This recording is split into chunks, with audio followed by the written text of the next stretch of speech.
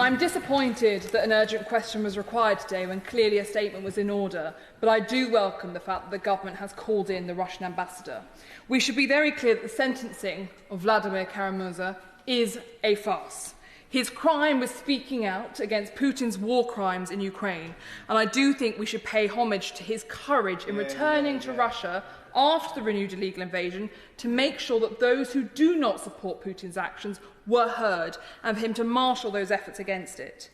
It is only 2 weeks since the Foreign Affairs Committee released our report on state hostage-taking entitled Stolen Years.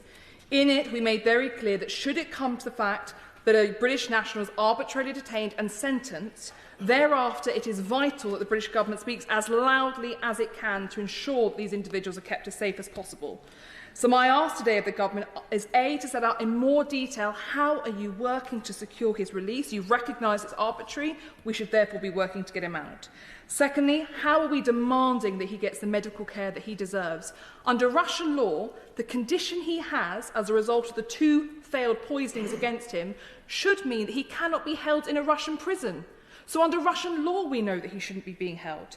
Thirdly, will we sanction the 29 individuals responsible for him being held, not the 2 already sanctioned because of Magnitsky and their efforts to help murder him, but the 29 responsible for Kara-Murza being held?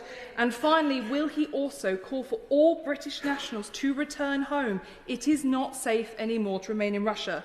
And finally, Mr. Speaker, just to put on record, this House feels very strongly about the way in which British nationals are having their nationalities weaponised against them.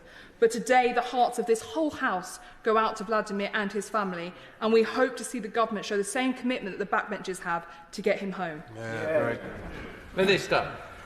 Well, I thank my honourable friend very much for the trenchant way she has spoken on behalf of the whole House, and the government agrees with pretty much everything that she has said. This trial, Mr. Speaker, was conducted behind closed doors.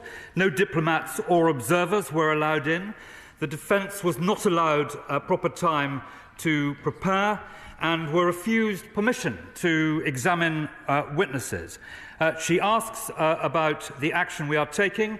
The Russian ambassador has been summoned to the Foreign Office and is expected to arrive shortly, where we will be looking specifically at the issue of the healthcare and medicine that is available. As she said, he was poisoned in 2015 and in 2017. We summoned the ambassador also on the 6th of April, and a note verbale has gone out today, our third one, which is seeking consular access. Can I make it very clear to my honourable friend that in the issue of sanctions, we have already sanctioned both the judge and the jailer under the Magnitsky propositions because they were involved in that case.